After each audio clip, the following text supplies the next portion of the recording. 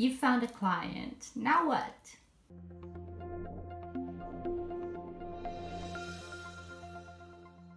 Hey everyone, my name is Sylvia and welcome to my channel. If you don't know me, I'm a virtual assistant and VA coach from Portugal, and in today's video I'm going to be talking to you about the VA onboarding process. So what you do after you get a client or a prospect interested in working with you. So if that's something you'd be interested in, just stick on watching. Whether this is your first or your 100th client, I really hope you take away something from this video. Let me know in the comments if you still have any questions about the onboarding process as a VA, or feel free to DM me on Instagram. I always love hearing from you guys. So when I think of onboarding, the first tool that comes to mind to me is Dubsado. I started using Dubsado a couple years ago with a client, but it wasn't until recently that I started using it for my own business. So I had to kind of relearn the platform a little bit. But I'm now here to share with you guys how you can use it to onboard your own clients.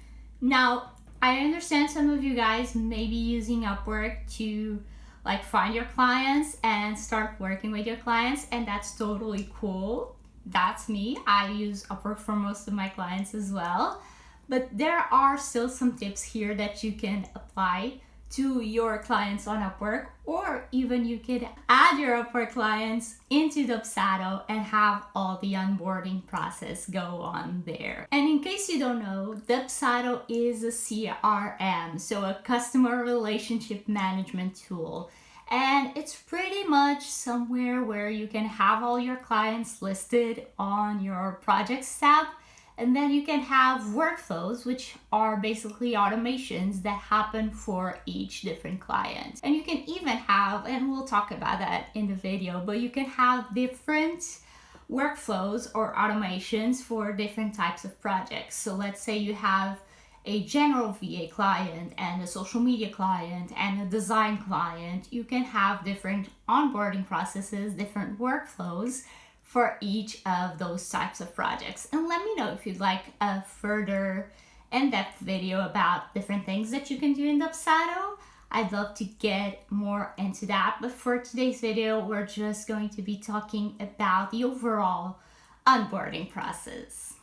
So the first step to onboarding a new client using Dubsado is to have either an application form or a proposal form. Now you can find these under forms in Dubsado. There are both different types of forms, and depending on your needs, you can choose one or the other. I'm going to be showing you guys here on the screen my application form for my coaching clients, as well as my proposal form for my social media management clients. So basically the differences between those two are that with your proposal form, it's something that the client can, at the end of the proposal, get a quote from you automatically. So it's more of a pick your own custom package type of form. So they can choose the services that they want and the different add-ons that they want, and they can really customize their own package. And what that does is that it really saves you time, because you don't have to be customizing those packages on your own for each different client, especially if you offer something like social media or more general VA services that can be more customizable to each client. You won't be wasting that time doing it all yourself. Now, in the case that you want to have an application form instead of a proposal, you'll be more wanting to vet the client to see if they're a good fit for you. So in your proposal, you can ask some questions like their name, ask them to input their social media links, ask if they worked with a VA before and stuff like that.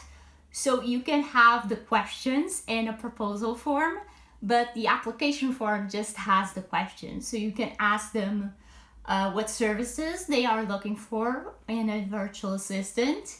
You can ask them have they worked with a VA before, because that gives you some idea of the level they're at, or if they need training to learn how to work with a VA.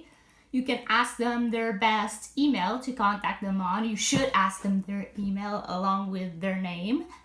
You can ask many different things, and those questions should be able to help you vet the client to see if they are your ideal client or not. And oh, something else, you want to ask them about their budget, like the monthly budget they have for this project, because if they say something like a pretty low budget, you can either refer them to other types of resources that you may have and tell them, well, this is not a good fit for now, but feel free to come back to me when your budget changes or something like that. Now, after you have that application form filled out or your proposal, you actually want to have an email inside Dubsado that responds back to them immediately. So an automated email that lets the client know that you received their information and that you'll be going through it personally yourself within the next 24 hours. And then like 24 business hours. So then make sure you respond back to the client. You really read through their application or read through their proposal, see if they're a good fit, and let them know, yes, I'd like to continue with you, or no, this is not a good fit for now. But try to respond back to them within those first 24 hours. Now, the second step in your onboarding process should be getting on a discovery call. Now, if the client was a good fit on that first step, you should invite them to a discovery call. Now, you can do that in that same email that we talked about 24 hours after their application was received. You can say, well, here's the link to book a discovery call with me. Feel free to book a time that works for you, or let me know if you need me to add more times, etc., etc. So you can ask them even more questions and get to know them. And they can also like ask you questions back and ask you about their business and see if both of you want to work together. Now, assuming that call goes as planned and that you both like each other, and at the end of the call, you're like, okay, what are the next steps? You should let them know that if in the case you have a proposal, you don't need to say this because they'll have a quote already from you.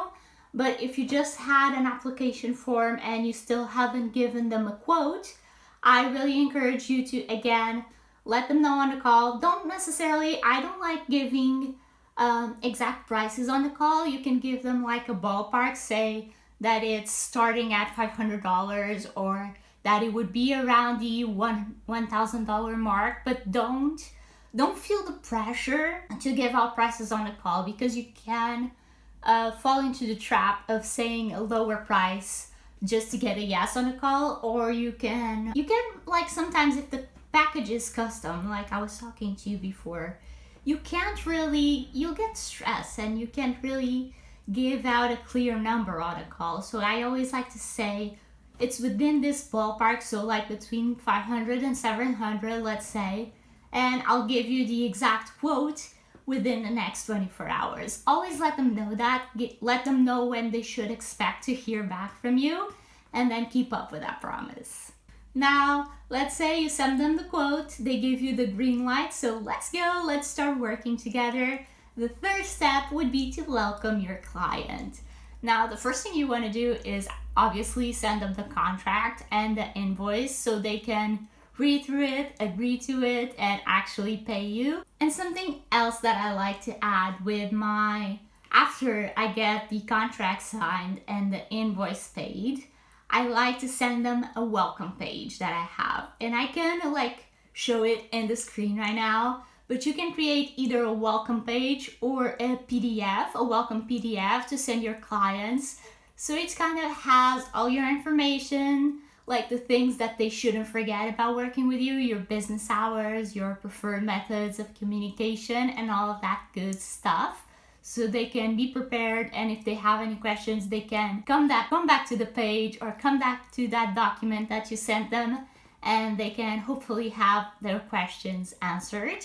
This is actually an idea that I got from Latasha James, I think from one of her courses. And it's something that's really important because before I wasn't setting up clear boundaries up front, and it's something that's really important. And I did a video on that before. I'll link it down in the description. But it's really important to set up your business hours, the times that you would be reachable, and how they can reach you during those times, so they know up front to reach you on those times, or if they reach you outside those working hours, they can know, oh, she's not answering because it's not of her working hours. And also set up your time zone. Let them know what time zone you're on, because I know we're all in different time zones, and that's something that can be easily forgotten, but you really should include it there. So yeah, that's pretty much it for your onboarding process as a VA. After you send them that welcome package or welcome page, PDF, whatever you decide to do, just start working with the client and make sure that you keep those boundaries in place and that you do the best job that you can, so they can either refer you to more people or leave you a great testimonial. Never forget to under-promise and over-deliver. So yeah, that's it for today's video. If you do decide to try Dubsado out, I'll have a link for it in the description. It is an affiliate link, so you'll get 20% off if you end up using it, and I'll also make a small commission. Yeah, let me know if you end up using Dubsado, or if you end up using any of these tips in this video. Let me know down below in the comments, or shoot me a DM on Instagram. Don't forget to also follow me on Instagram so you can keep up to date with me. I post every single day on stories. And subscribe to this channel, like and subscribe to this channel so you don't miss out on future videos. And I'll talk to you next Friday. Bye!